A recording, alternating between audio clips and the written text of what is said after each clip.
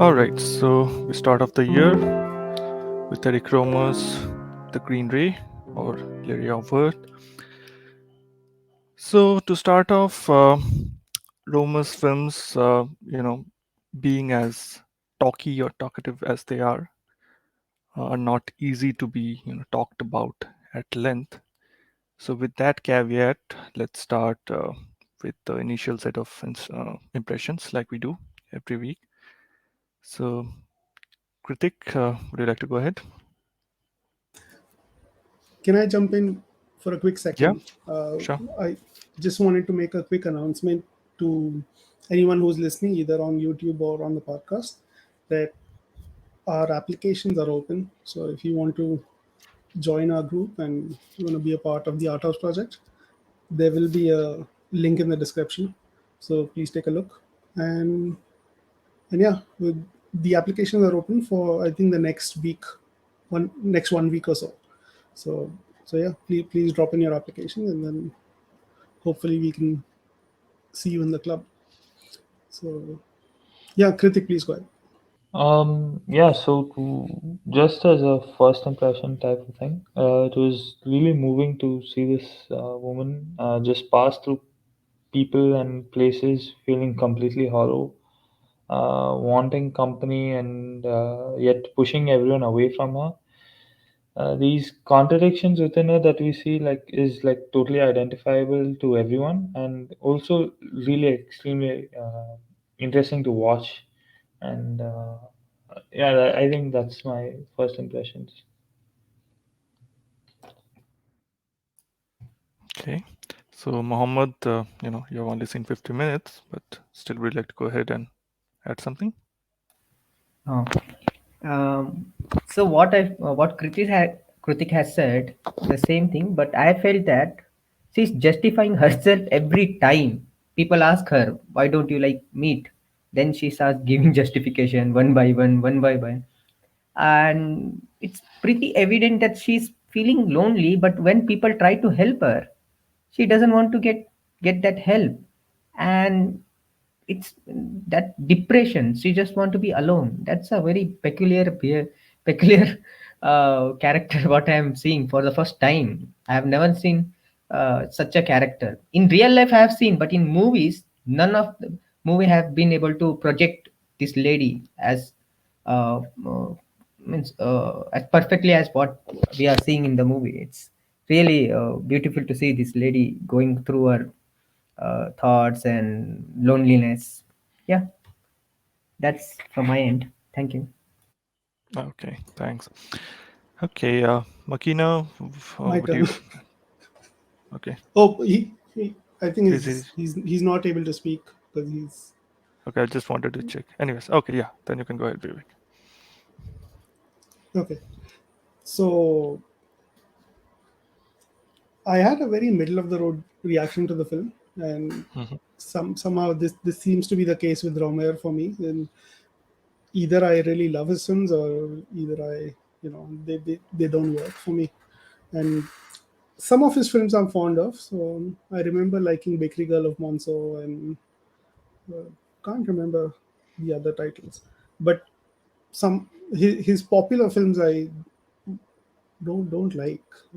Claire's Knee is the most popular Romer, I think. Do not like that film, and this might be the second most popular maybe. And Mhm. I I mean I don't have major complaints against it, but I don't love it either. So that's what I stand in terms of reactions. Uh, but Romer does that. No, he finds a character, and then he spends a lot of time developing and uh, sharing the character's personality with you, and then letting them loose in their circumstances, trying to survive. And it just so happens, like Mohammed was saying, this lady is pitying herself, and it's not a healthy position to be in. And I mean, there's a lot more to be said about that. We'll talk about it as the discussion progresses. But yeah, first reaction, couldn't connect with the character, and overall, I thought it was a decent film. Yeah. Hmm. Okay, fair enough. So, for a change, I absolutely love Romer. Um, I was introduced to him in probably 2013, and I watched around 15 of his films in the next 20 days, like nonstop. I was watching him. I was just enamored by him at that point of time. So I just love him. So this is probably my most favorite or second most favorite film of Romer. So when we really talk about Romer's body of work, right, there are two sets of films that we usually talk about. One is the Six Moral Tales, which he did in the 60s, and the other one is Comedies and Proverbs, the set of six films that he made in the 80s. And this is The Green Ray is the fifth among the six films in Comedies and Proverbs. So the the first thing or element of the film that I absolutely love is the cinematography here. This is shot in 16 mm, grainy, very lively colors. I just absolutely love the cinematography. Usually, Romer's cinematography or his use of camera, static shots can feel a bit a bit drab at times, but this film is something that I absolutely love. And he actually shot this film with a crew of four people, very minimal, and with a lot of non-professional actors. And this was actually co-written by Mary Revere, who is the protagonist of the film. And most of the dialogues were actually improvised. Right? He barely had written a script for this. He had an idea in his head, and of course, the climax uh, was something that he had actually planned beforehand. But all of the other episodes in the story, the scenes that we see, the conversations, most of it is actually improvised, and which actually lends this loose quality to a film, which becomes very freewheeling, which I absolutely adore about this film, right? And and also the fact that because of the improvised nature of everything in the film, right, it feels so naturalistic, right? It's almost feels like a documentary at times, a documentary about the French summer, or the French cult of the summer holidays, right? That's another thing that I absolutely love. um, That's true that Romero's films, they have this, pre-mumblecore thing going yeah. on with them. So they do feel very grounded and believable. Hmm. But, Yes. yeah, Yes. maybe not documentary, but I would say at moments it definitely felt like home video footage. Yes, yes, That that you're was very just intentional. Yeah. spending time with the family in the backyard and listening Mm. to them. So Yep. I totally get where that's coming from. Yes. So this film, or Roma cinema in itself, right? His the defining feature of Romer's film philosophy, or all of his films, is conversations, right? So all of his films, right from his early days, because Romer, he actually is a strange kind of figure in the French New Wave, right?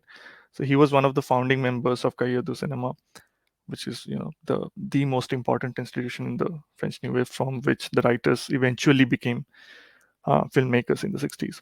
And by the time the New Wave officially started with 400 Blows and Breathless during 59-60, that period of time, Romas was already 40 years of age. He was born in around in the early 20s, if I'm not wrong.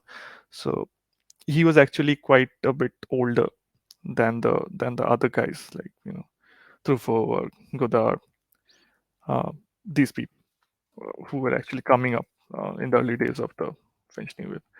So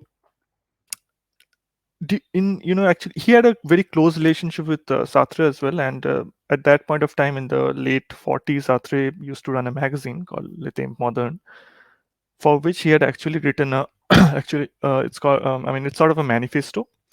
It's titled For a Talking Cinema, right, in which he kind of argued for the creation of a very dialogue centered style of film, right, which will, in his opinion, would necessarily mark the cinema's avant-garde, right? So that's something that he actually practiced all through his life, right? He's actually his first international acclaim came in the late 1960s with My Night at Mods, and after that he was, a festival circuit favorite for a lot many years, and even till his demise in 2010, he was 90 years old. He was still making films, and all of his films were, had traits which were, clearly visible from his first film. So I mean, a true mark of an auteur, right? So with that, right, so at the core of this film is the protagonist, right? How the character of the protagonist, is built up through these scenes, as she starts to prepare for the vacation to the almost the end of the vacation, which we see at the climax, right? So, and that's one of the reasons why I love this film. I emotionally connect with the protagonist a lot, with this character of Delphine, and I can see many people who will do that. It's a very universal character, something, almost like in Hamlet, right? Many people can connect to these kind of characters. So let's have a round of, thoughts around the character itself, how it developed, and what you thought about the lead character. Kritik, would you like I to go have ahead? a question, Yeah, if I can ask. sure. Would you say Rohmer's films are designed to put the philosophy in the forefront more than any other aspect? Philosophy is, yeah, of course, it's one of the important aspects. So the most important aspect is conversation, people talking to each other, right? And that those talks can be about anything. It's usually about love mostly. It can be about Hmm. art, culture, philosophy. All of it figures very heavily. Right. But the conversations serve a greater purpose, right? Like you said, Yes, they're either talking about history, they're talking about art, they're talking about life, and so on. yes, yes. So, So I with mean, hmm, he genuinely felt or believed that conversations are, are the avenues, or is the avenue through which we grow in life. We change as individuals. Our, moral values, the values that we, uh, you know, imbibe throughout the course of our lives. All of that happen through conversations. So usually, what used to happen is he used to, before any film, when he, selected his actors, actresses, he used to actually have lengthy conversations with them, and along myriad lines, right? Many subjects, art, history, about the film itself, everything. And he used to actually record those conversations. And eventually, when he actually wrote the dialogues of the film, he actually included those, snippets from those conversations which he had actually recorded earlier, so that it becomes very natural for the actors in the film. So so in a way, conversations are, yeah, no, sorry, go ahead. yeah, yeah. Go ahead. No, in a way, he's retrofitting the character to the person Yeah. he has met. Yes. Okay, okay, that makes a lot of sense. Sorry, you were saying something. Yeah. I mean, let's have a round of thoughts on the character itself, the lead character, what people thought about her. Again, yeah, Kritik, do you want to go ahead? Yeah, at times some of the I believe her name is called Delphine. Her actions are quite like absurd and unpredictable, and so I found it quite humorous, even though it was probably not very funny for her, and was but I really found this movie funny for some reason. Hmm. Her just constantly pushing people from when she's at the lunch party or whatever, dinner party, and Hmm. she's constantly pushing people away and bringing up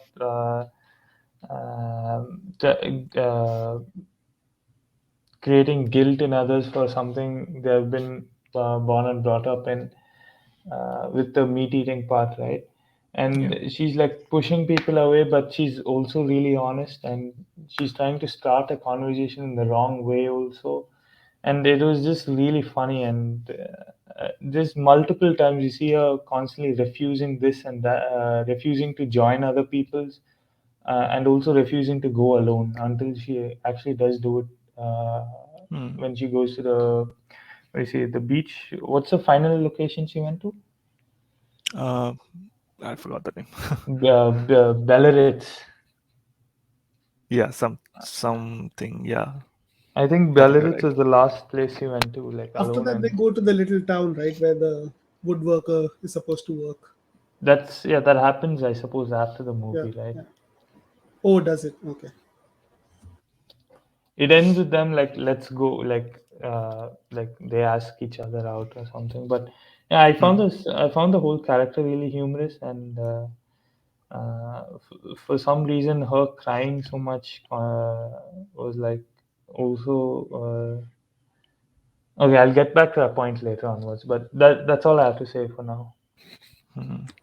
Yeah, I agree with that comedy part, right? So it's a 90-minute film, and up to let's say around 65, 70 minutes, right? It almost feels like an inconsequential comedy with with people talking almost nonsense, right? Most of the conversations which are happening are very airy fairy, and that scene that you mentioned about when she actually very aggressively defends her vegetarianism, right? She says like the one sentence that sticks in my head is lettuce is more like a friend. I absolutely love that. So yeah, there are certainly comedic aspects in the Uh, film. Adding to that, actually, Mm, coincidentally, today something happened. We went for a pizza party, and there was two people, and they don't take non-veg. So what happened? Pizza we ordered, and these two people, they were stubborn that we are not going to eat it because pizza. We said okay, veg pizza, no, you can eat. No, they said no because the same pan or the same vessels are used for cooking non-veg. So we can't go against these things, that rituals. So but the point was, other people, no, we were 11 people, all other, we were really feeling bad. We were like making them commit some crime or something. The thing was, these people know, if they know what we are going to do, then why join us?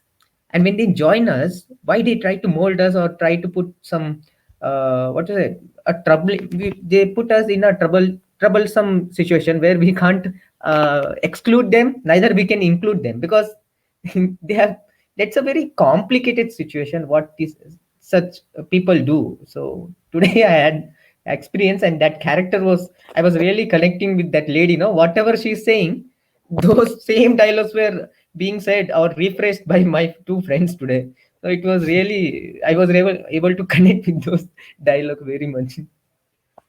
yeah, yeah. People, really become militants when it comes to defending their food choices. No, it's not just food choices. It seems that people get very attached to whatever commitments they've made. It could be politics or it could be about food.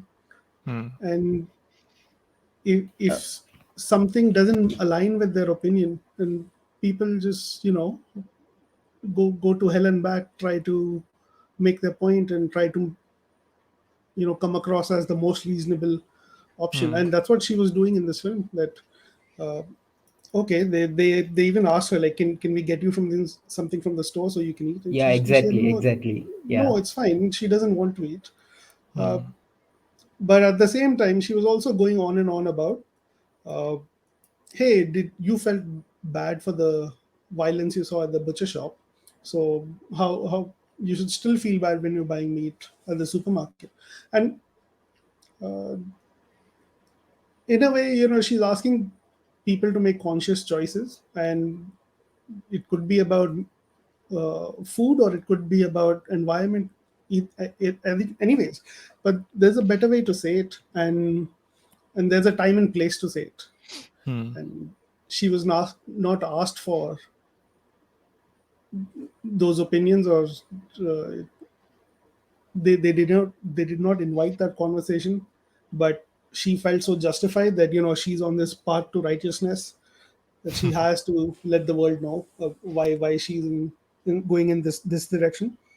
So, and it troubles her that nobody's convinced, and in fact she's turning out to be a little annoying to the rest of the people on the dinner table. And yeah, I'm not sure if I don't think it has to do anything with uh, vegetarian food as such. It could be anything. Yeah, yeah, yeah. Yeah, yeah, So close mindedness, yeah, Yeah, not just yeah. food, yeah. It's yeah. one thing to say that okay, I eat something and I don't eat some things. End of story and move on. Hmm. And like Mohammed said, if you know that you're going to a place where you don't have an option, either you know make your arrangements, you eat before you go, or you just sit there with a glass of water and enjoy the company. Yeah, But it really hurts us. They are not uh, taking anything, and still, and we are not able to eat also. It's embarrassment, really embarrassment. uh, Yeah. right. And this happens. This happened to a friend of mine who recently, not recently, a few years ago, quit alcohol, and she said that a lot of the interactions and socializing happens around alcohol. And what do you do? Because if you imagine you go to a club or you go to a pub and you say no to alcohol, it's the strangest thing, right? So so yeah, this militant aspect of it, it comes from insecurity, I think. There is actually a neuroscience-based explanation for this. This is called backfire effect, right? So there was a study done in one of the U.S. universities some time back. So what it kind of posits is that the part of the brain which actually responds to physical threats, right, threats of violence and everything, the same part of the brain actually responds to an intellectual threat as well, right? An opinion which goes against your ideologies or your beliefs.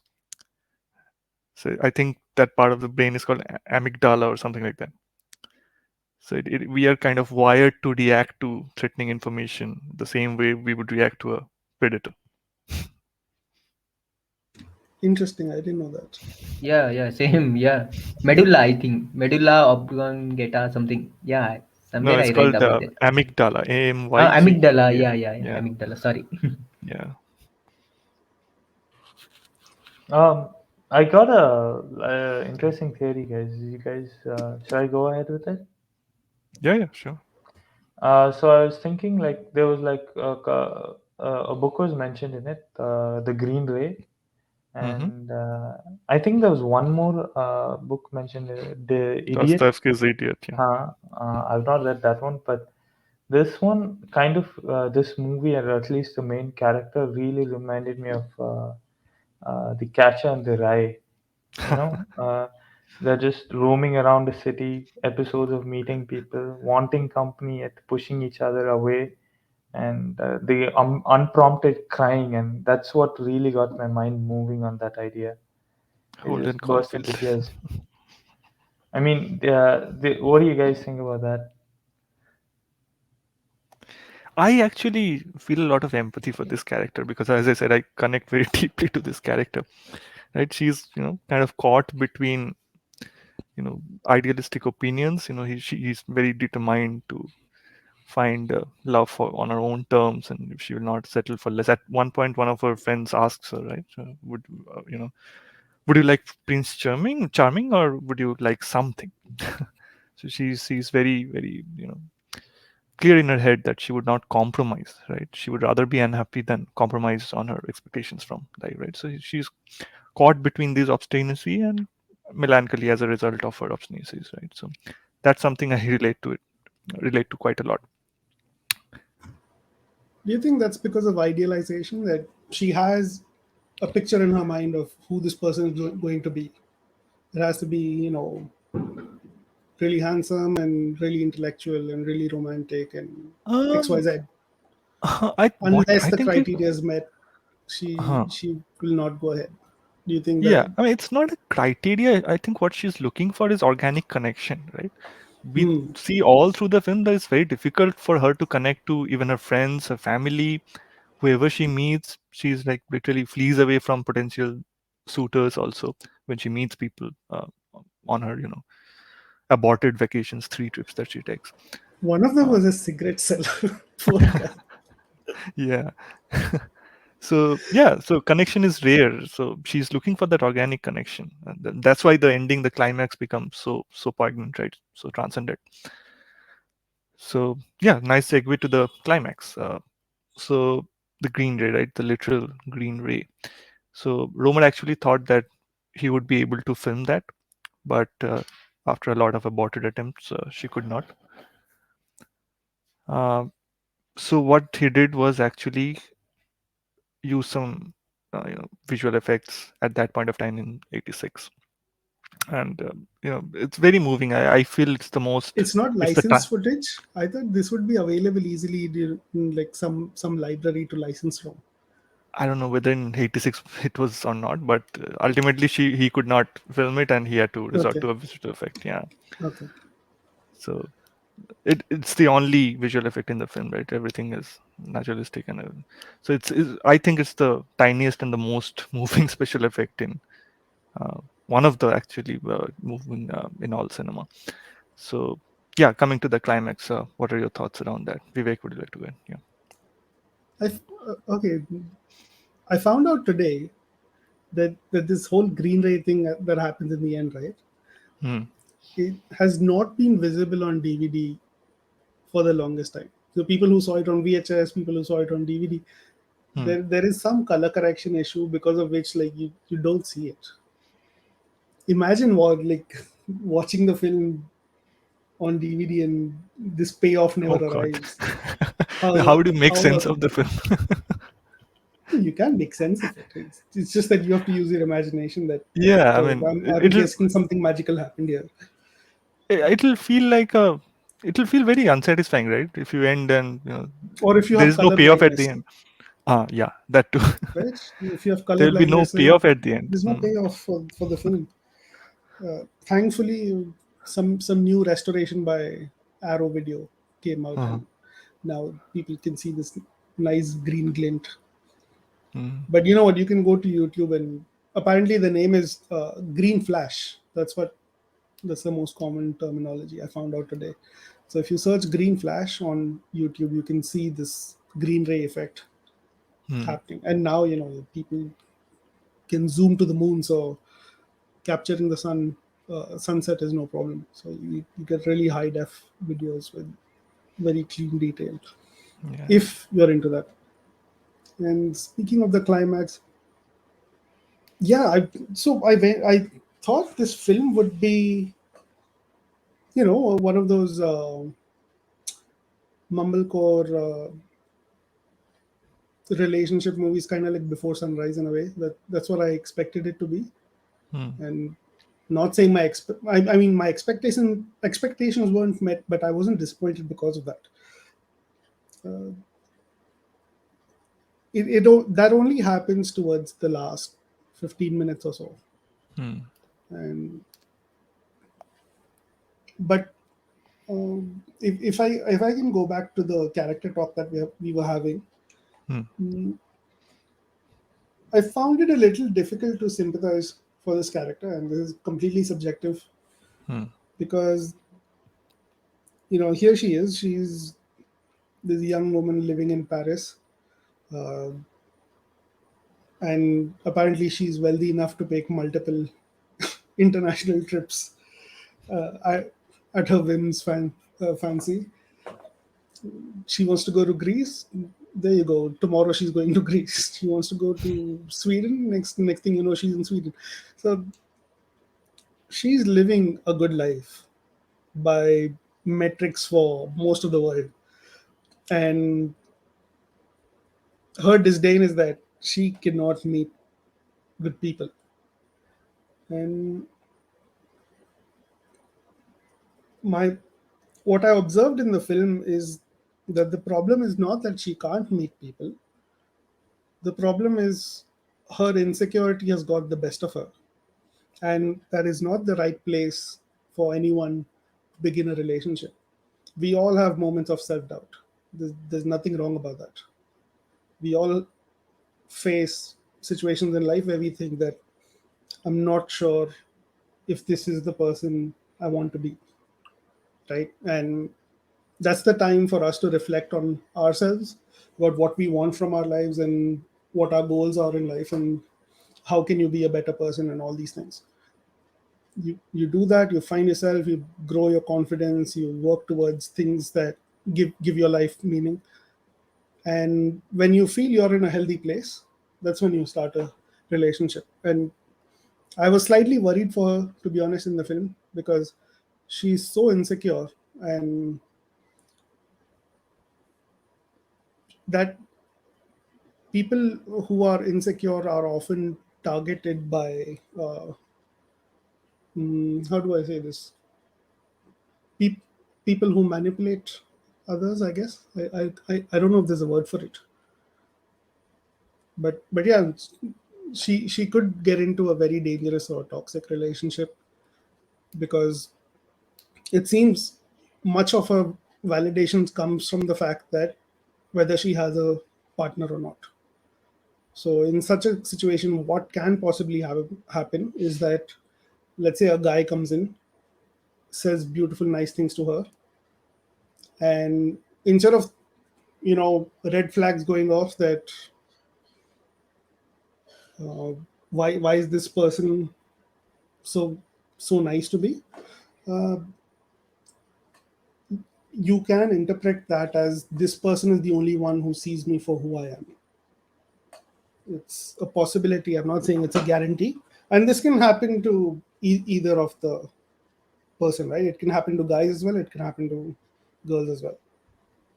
And yeah, I was slightly worried that she gets into a wrong relationship and the film is going to go south. And It kind of seems like that has already happened in her past. okay, could you elaborate? What do you mean by that? The kind of emotional place that she is in at the time of the film, right? It seems like she Hmm. has had a series of either toxic relationships or relationships where she, relationships which felt inadequate to her, right? Hmm. So I kind of felt like she has had her share of troubles in that area. Do we know what happened? Why have they separated? Not Uh, really, not Jean really. Pierre and this lady. No, we just hear No? that you're dumping me, and we don't even see him. But Ah. that particular sentence informs the rest of the film, right? So Mhm.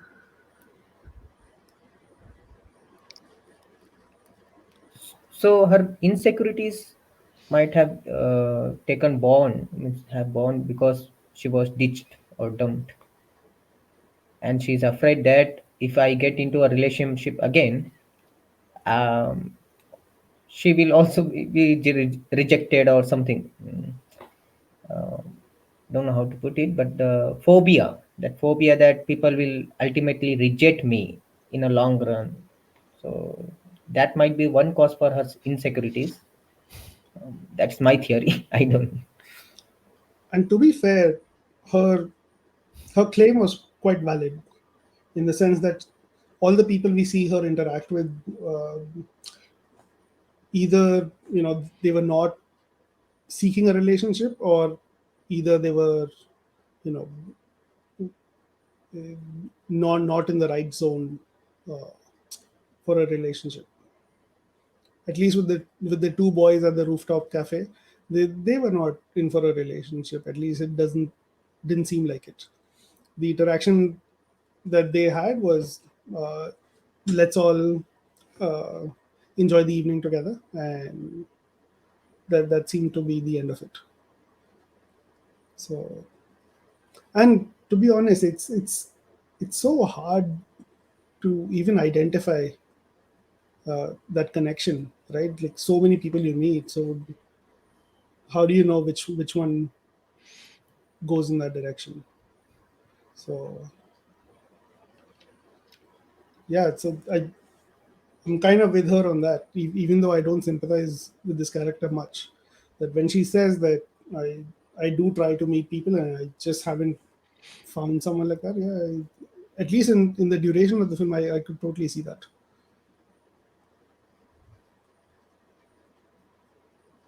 Yeah. I wanted to bring up one more point, if I may, about the role of the friends. All of them are trying to help her talk it out. Still, she seems to, keep them out, when friends are trying to help us. But what I feel, when we are sad or something, something has happened bad, and we are not able to cope up with that sadness, we are not capable enough to tell our friends that what is happening in my head. But the friends think that no, you are being adamant, you are being stubborn, you don't want to change. That sentence, no, she's that lady in red, she says that you are being adamant and this and that. But I felt that this lady, no, protagonist, when she's struggling to figure out her own thoughts, when she herself is struggling, how come you will understand me? That is the point she was trying to convey. And most of thing, this thing happens with all friends, you know, when we distance ourselves for a time, we want to figure it out what is happening in our own head. And at that time, at least we have to, friends should understand that point.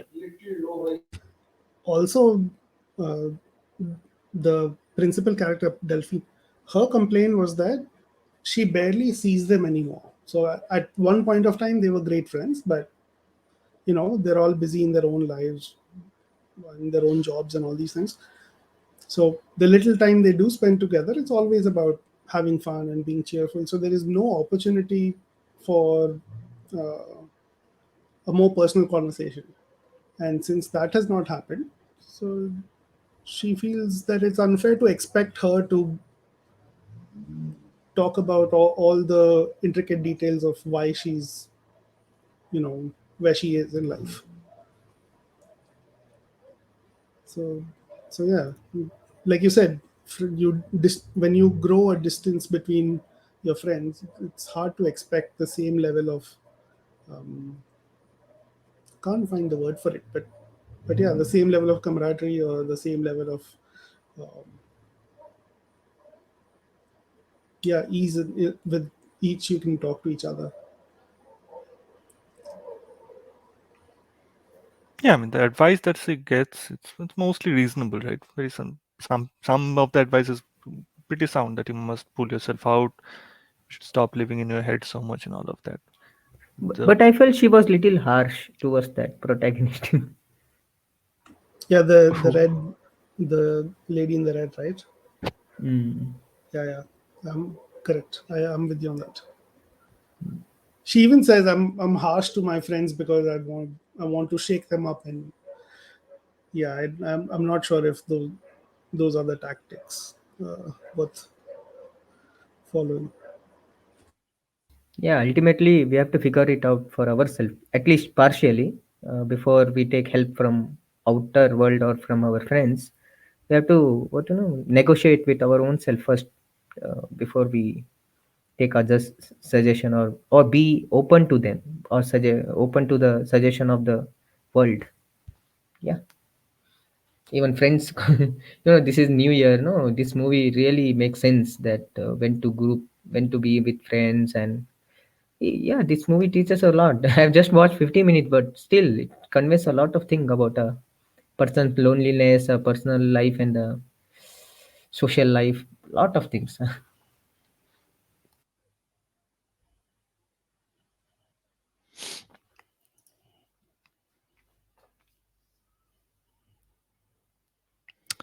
Okay, so moving on from that, unless anyone has anything else to add on that part.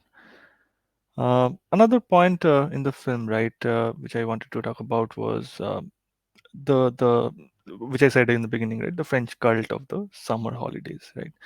So many of Romer's films play on this theme, right? S- Romer's films, at least five of them, can be called as French summer movies, right? And summer in France, it's very different from what it is in US or any other part of the world, right? So usually in France, people get around 5 weeks of vacation during summer, during around July, August, that time frame, and that becomes sort of an institutionalized part of adulthood, right? Whereas in the US, when you talk about summer films, right, it's usually you know, coming of age, teenage to adulthood kind of stories, which generally fit into that category, but it's very different in the context of France or French films, right? Um, so in this particular film, right, so the title cards that we see in between scenes, right, these are we see dates, right? We start from around 8th or 18th July, and we go till almost the end of our vacation, somewhere around end of August or mid August, right? Uh, so through those title cards, I felt that I got a sense of a sort of a looming threat, right? That your days are numbered, sort of. You have to make the most of whatever days are left in your vacation, and the real vacation that Delphine talks about, that will never happen. That threat is almost persistent um, throughout the film, and this continuous pressure to enjoy your summer, enjoy your holidays, your vacation. Any thoughts True, on that? I was wondering why we are seeing this Monday, Tuesday, title cards come in, Yeah. because structurally it's very jarring, right? Instead of cutting to the next scene, next progression in the story, you have this 5-second title card, and the title card is also very like handwritten, Handwritten. sketch pen kind of thing. So I was wondering why would you even do this? Why there's nothing here that's demanding this? And then it struck me that she says, oh, I have 2 weeks left and I need to. Then it all came together that okay, it's she's trying to visualize how much time she has, and Mm. how much emphasis she puts on every single day. Yep. Even though she has perfectly nice days, they're not good enough because it's not a idealized vacation day.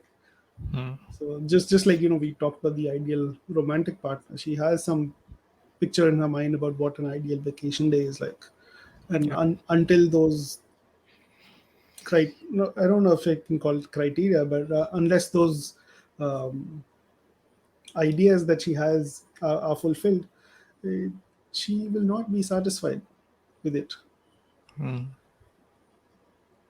Can we talk about that a little bit also? That what's up with this idealization thing? Yeah. Because it it- is something that's gotten worse over the years with Absolutely. With people, the right? advent of social media, it's Hmm. the worst that it has ever been, right? Yeah. Case in What you point see was on yesterday. Instagram is what everyone dreams of. Yeah. Yeah, yeah, There's always this constant pressure to live up to others' expectations, if not yeah. only yours. So constant Earlier, pressure it used to to. be a wedding thing that you've seen grand ceremonies and all these things Mm. in films, so you want to live up to those ideas. Or you've Mm. seen grand ceremonies at your friend's wedding. Then it's all Mm. about one upping each other and keeping up with the Jones, Yeah. uh, kind of thing. But now it's in every aspect of life. Everything. Yep. What's your summer vacation like, and what's your winter clothing like? And I don't even know. I don't have any social media accounts, so I don't know what the rat race is on about these days. Yeah, what can be uh, what can be inferred about this whole idealization thing that we have? Actually, Everything when has to be perfect. I have a theory about this. People posting their wedding, posting whatever, even if they have a lunch or a simple breakfast, they put it on Instagram or anything. I feel that they're insecure. They want people to know that I'm doing great in my life, that I have something to share to the world. But whereas people who are really enjoying their time with their friends, with their family, they don't have time to post these all things, nonsense things on social media. That is what this is my theory, because I have observed, because I have kept a track that okay, this person daily for every 8 hours, this person is putting something. But in real life, he's really unhappy. He is unable to connect with us, unable to talk. He doesn't have anything to share. No interesting thing what he has done, about his talents, about his hobbies, about his what new learning he has done, or anything new. There is no newness. So what these people do is simple thing, making these photos, these things, and telling the world that yeah, I'm fine, I'm perfect, everything is good, everything goody goody in my life.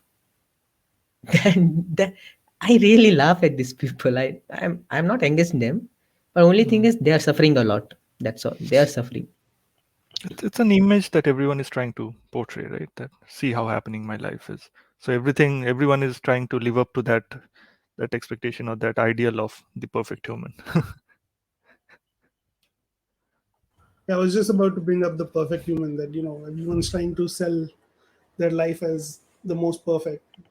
And like Mohammed said, it's often for validation, that they want to feel assured that what I'm doing is great. And the problem with that, the problem with this insecurity or problem with seeking validation from others, is that you end up living your life for them. You end up doing things for Instagram or for YouTube, just to show off that this, yeah, I really did this. I But in the process, you forget about the things that bring you joy, the things you care about, the things you're passionate about. Those get left behind. And yeah, people who seek that lifestyle, I guess, it's all about clout and being famous and all these things. Yeah, once you're famous, you'll have a lot of people following you and a lot of people talking to you, but how many of those people mean something to you? So it doesn't matter if you have 50 followers or 5,000 followers on Twitter. Those people don't exist in your life. They're just a number on a website. And these people have this concept that if you want to be happy, you have to be famous. uh, that concept, no, that if you are simple, you can lead a very happy life. You don't need to have n number of friends, n number of things going on continuously in your life. um, Hmm. I don't know why it is happening in our society, but that is really dangerous with people. uh, that is what I feel with this lady, Yeah. no. What she's trying to do is that she want to tell people that I have a boyfriend. I do Hmm. have a boyfriend. Just we are not in a good terms now. This what She says more than that. The little girl Mhm. who asks, right? She says, I have more than one boyfriend. Sometimes I'm with this guy, sometimes I'm with that guy. So as if the number of boyfriends is like the number in your bank account. That more is better. No, it's not. So it's quite ridiculous.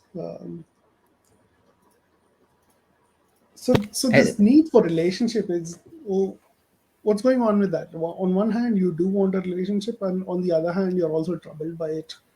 Uh, so So that part actually feels a bit dated, right? But then again, it's the 80s. You know, uh, there are certain social conventions more at play, which would of mhm, course be dated in today's day and age, right? But finding a mate, especially in the context of a woman in her late 20s, that of mhm, course was a very big part of her life at that point in time. mhm.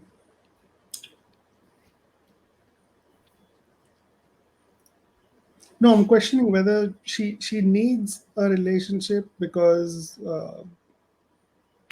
that's what she wants in life, or does she need a relationship, like Mohammed said, for validation? Not really. Then that's the thing, right? She doesn't want just anybody, right? Anyone on the street. She is looking for a connection, a real, genuine connection. Hmm. I mean, there is a societal pressure aspect to it as well, of course, as it was then, as it is now. But yeah, sh- I mean, all throughout the film, that is the emotional core of the film, right? That she's not ready to compromise on her expectations, however idealistic that may seem to us, but she's not ready to do that. But isn't a good relationship a healthy compromise between two partners, Absolutely, yes, right? I absolutely, mean, and you might find the perfect person, but after a while, mhm, both of you have to meet each other on some common ground. It can't be always the yeah, guy's way or the girl's way at all times. That is not healthy at all.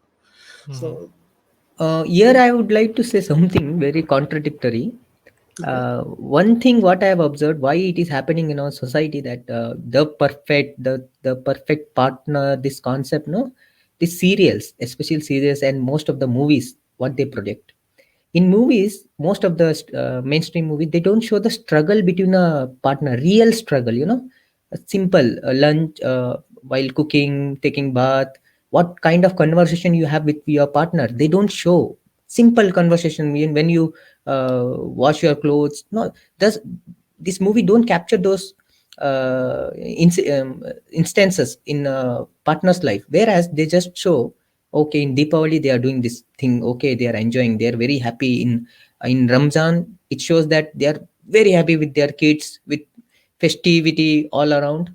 And this thing, for example, for myself, when I watched this movie and this, I thought, okay, I'll have a perfect person like this, who will always agree with my opinion, who will be more she will agree to my tastes, she will cook what I like.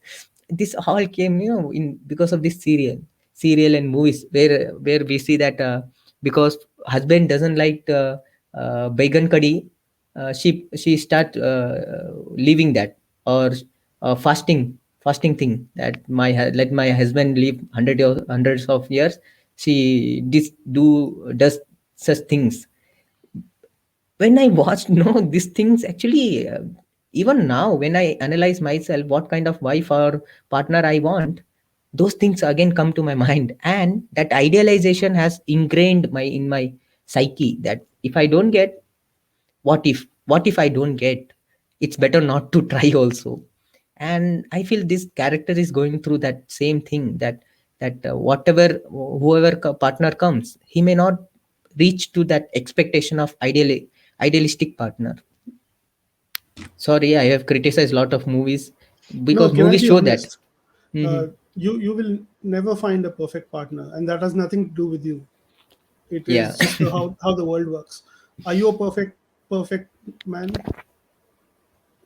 Would you call Never, yourself a Baba. perfect man? No, right? No, no, no. I don't think I can call myself either.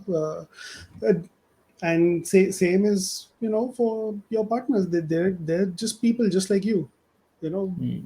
I always say a person comes first, and then is the other aspects, whether it's male, female, Indian, American, European, whatever.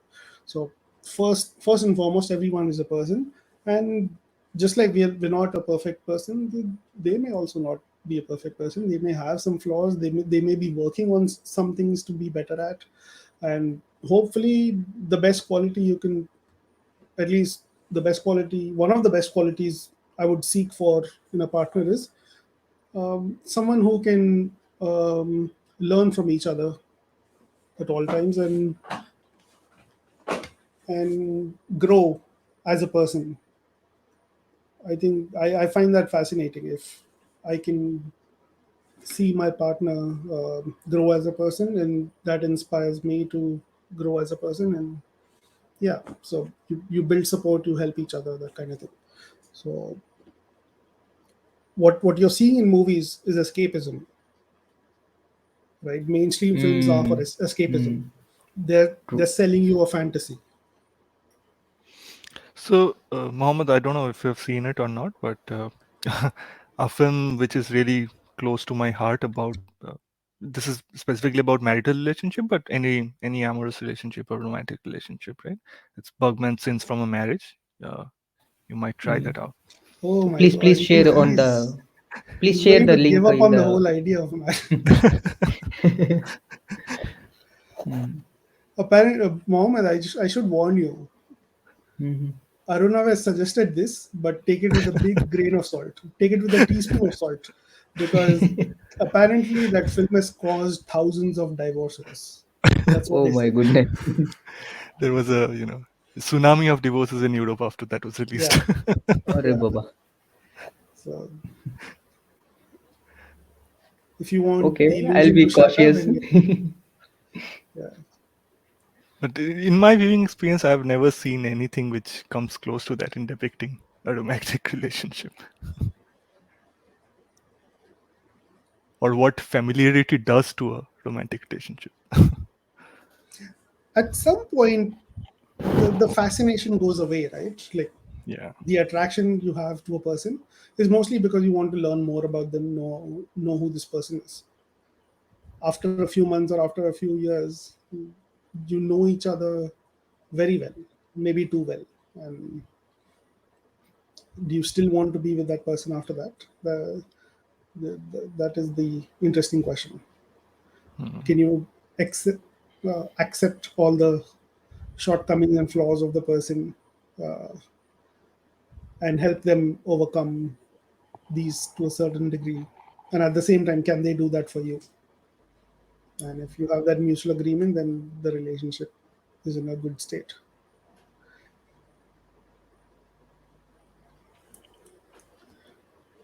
I'll type it in the chat.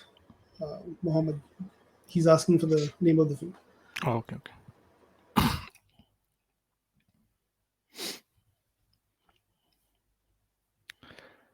Yeah, so moving on from, or taking the point from what Mohammed was mentioning, that Delphine here is kind of reluctant to. She's so stuck in her head about that idealistic image of a perfect partner or perfect boyfriend, that she's reluctant to even take that first step to actually engage with someone, try to connect with someone, and that's why the climax of the final scene feels cathartic, right? That she is actually taking that step.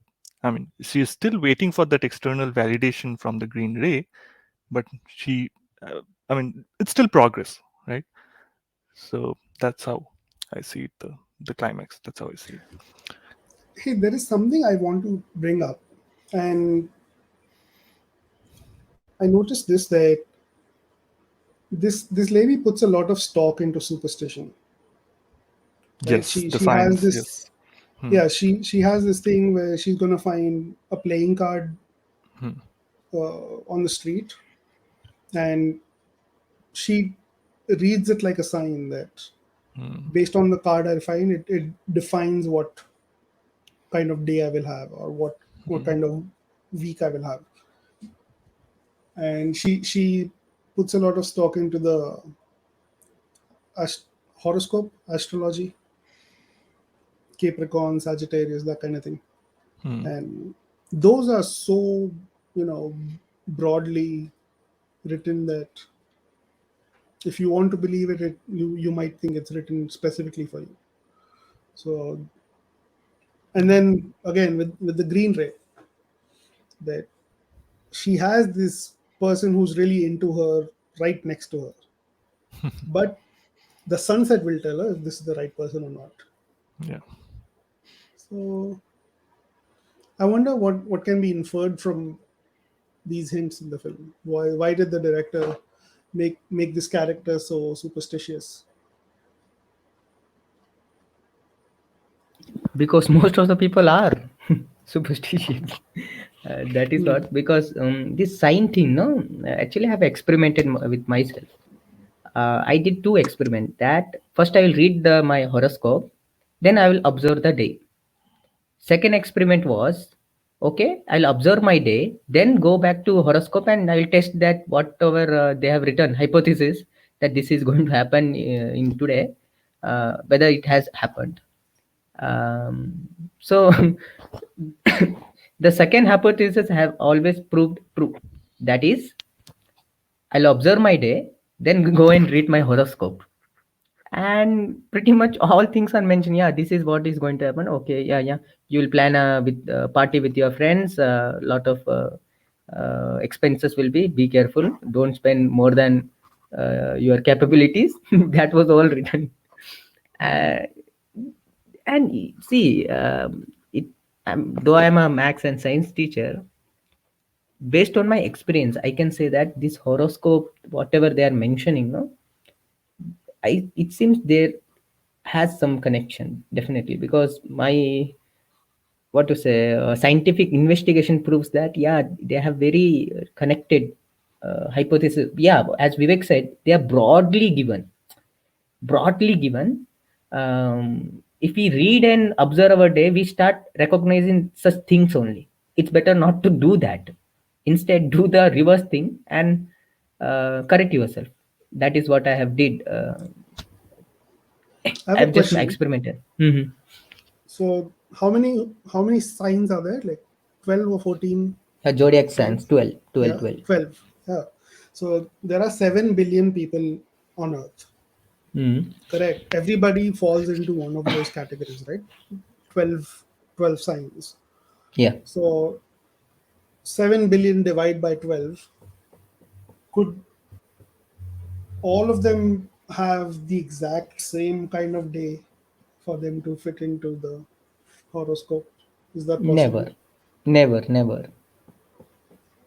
Yeah, and the reason they're written to in a broad sense is because as a reader, if you have faith in it, if you believe it, then you might correlate, how do I say? You might, you know, um, connect the dots in your life that, oh yeah, this Yeah, applies to that and that applies to that, and somehow this was written specifically for me. And that same newspaper is delivered to, millions of homes. hmm. So how can it be specifically written to everyone? It is Yeah, that's the simply, mysterious part of the horoscope thing. The thing is, if you read in the morning and when you go out, you start recognizing those things only. In the case of lady, she read something that green thing is a good thing or omen thing, what is happening. And whenever she comes across a green thing, she assumes that something bad is going to happen. That assumption, no, this green thing will happen bad for me only. That's a very dangerous thing because they have given broadly and Capricorn. There are, as you said, there are millions of people, but the situation or the context isn't the same thing. One student might be in a school, the same Capricorn having sign may be in a different place or workplace. So context matters. But this lady, yeah, not just this lady, all the people, they start recognizing those factors, getting highlighted those factors unwantedly. And I truly believe, I can openly say that this horoscope thing is a means rubbish thing. We shouldn't depend on this. We have that right to create our own life every day. We have opportunity to do something new. That's why I have stopped reading, but to just I have no, feel free experimented. to That's why. believe in it. I'm not asking you to believe or not believe. I Hmm. just wanted you to think about it from this perspective and see if it still makes sense to uh, Yeah, yeah, what you yeah. were thinking. Hmm. And there's a very very famous scientific phrase they say: correlation does not mean causation. Yeah, true, true, So very true. just because you notice a correlation doesn't mean this happened because of that. So that also has to be kept in mind. But yeah, nothing against horoscopes. Please, people want to believe it. That's their own thing. Some people read it for entertainment. That's also fine. Uh, but yeah, Arey Baba, there are to many each their people own. who depend on these things. Even they want to make a business deal. They see their horoscope, consult their astrologers. Yeah, it's a very serious thing in our society. Very, especially in India, very serious thing. Yeah, it's a, I remember I was uh, we had a meeting set up, and the editor called me. Congratulations. I said, why are you congratulating? We're still doing the pitch. We've not finished yet. Uh, so he said, no, they've asked you to meet on a Thursday. That means it's a lucky day, and you're gonna get the meeting. And sure enough, I walked out of that meeting with a check. So uh, apparently Thursday is a very auspicious day for some people. So uh, scheduling a meeting on Thursday means that the deal has to go through. So yeah, yeah, some people do believe in that. Uh, but yeah, to each their own. All right. So, is there anything that anyone else would like to add about the film, or else probably we can wrap up? There's one last thing I want to ask, and I'm asking because I don't have an answer here. Was trying to find the meaning behind the use of colors in the film. Hmm. There are few colors which are repeated in almost every scene. There's Hmm. green, there is blue, and sometimes there's red here and there. Hmm. But green and blue are the most constant. Hmm. So, yeah, that's something I noticed as well, probably in the second or third viewing. Um, so, the friend with whom she goes on the first vacation, right, with her family, she is in a stable relationship.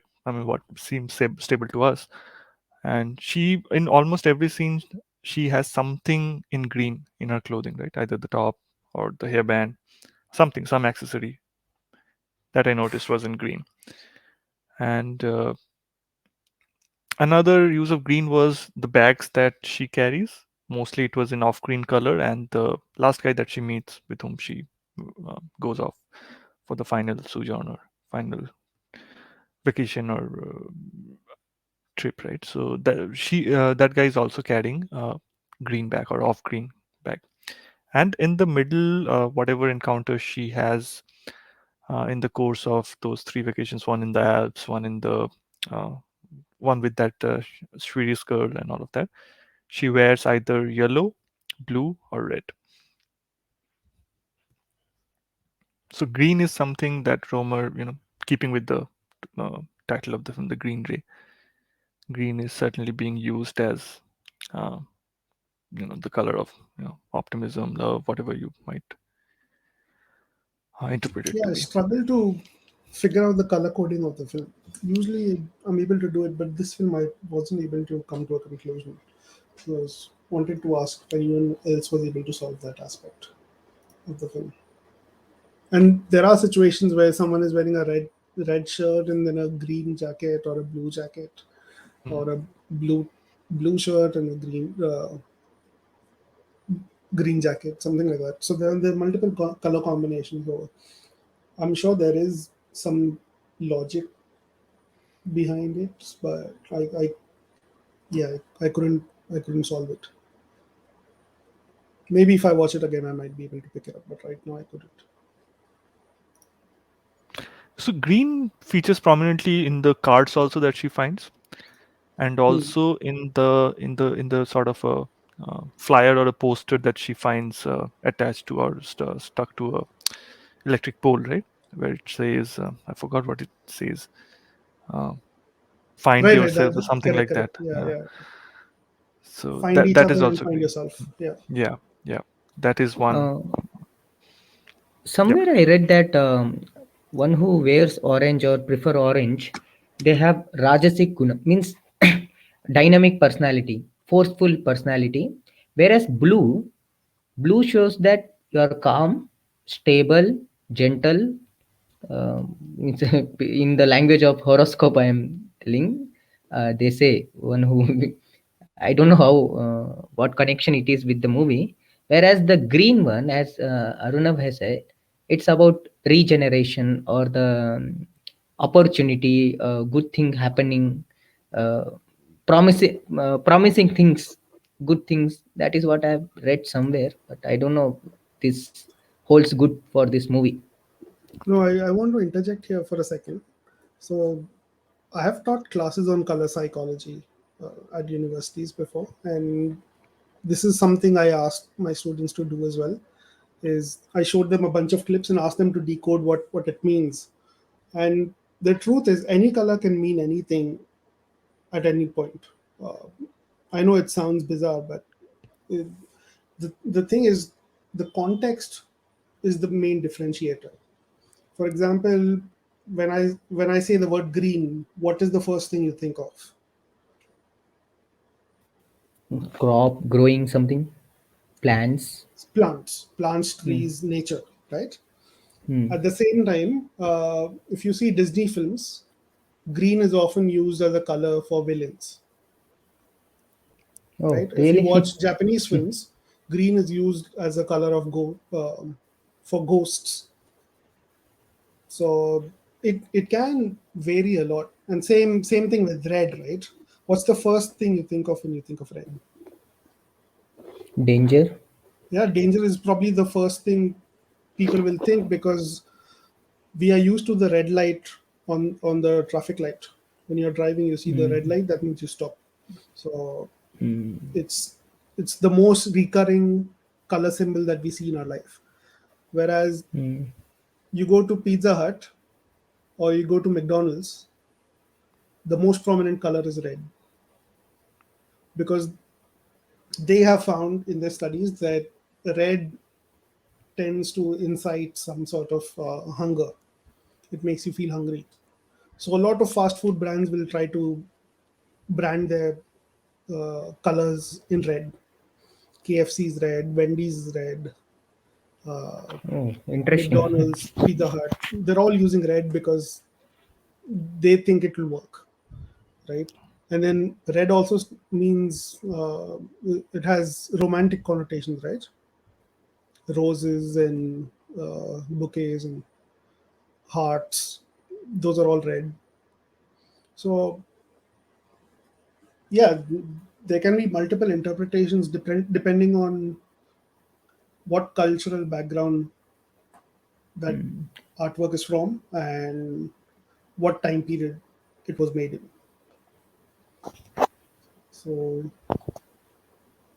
yeah, so the answer I gave to my students in the class is that they all came up with multiple meanings for all the films, right? I showed them small clips of multiple films, and by the end of it, uh, I I stopped the projector and asked them, so now tell me, what does white stand for? What does pink stand for? What does blue stand for? Things like that. Everyone has very contrasting answers. Now, most people have very unique answers. Very few people agree with each other. And I always tell them, all of you are right because it can be anything you want it to be. Mm.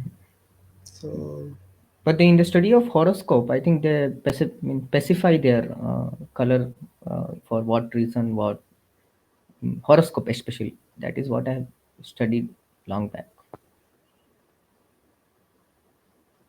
sorry, I didn't understand what you mean.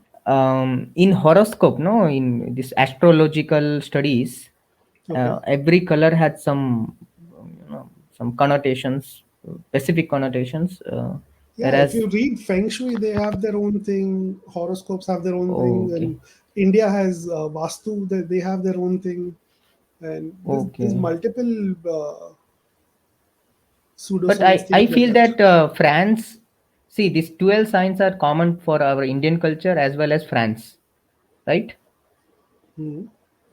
Or they have other numbers of 15, 20, I No, don't know. color need not have astrological connotations. It can, but it doesn't mean that is the only option. So there's many other backgrounds that can apply to color. So, so Even I'm yeah, not the sure, color but is a we'll, very broad subject, and it's yeah. we can I can talk for days about it. But Yeah, not much to add to that. Another thing that I remembered was the title cards. The title cards were also in green. It was written in green. So green is yeah, a in a green pen, right? yeah. So green is used as a motive all throughout the film. She also says that not astrologer, some medium has predicted that green was going to her color of the year or something like that, right? Right, and that's why she keeps on noticing these random occurrences of these cards that she finds, and also that's why this the conversation around the green ray actually catches her attention when those elderly people are having that conversation. All right, I think we can wrap up. Almost 11. Anything else to add? Anyone? I think that's about it. All right then. So thanks for listening in. Whoever is listening, we'll see you next week.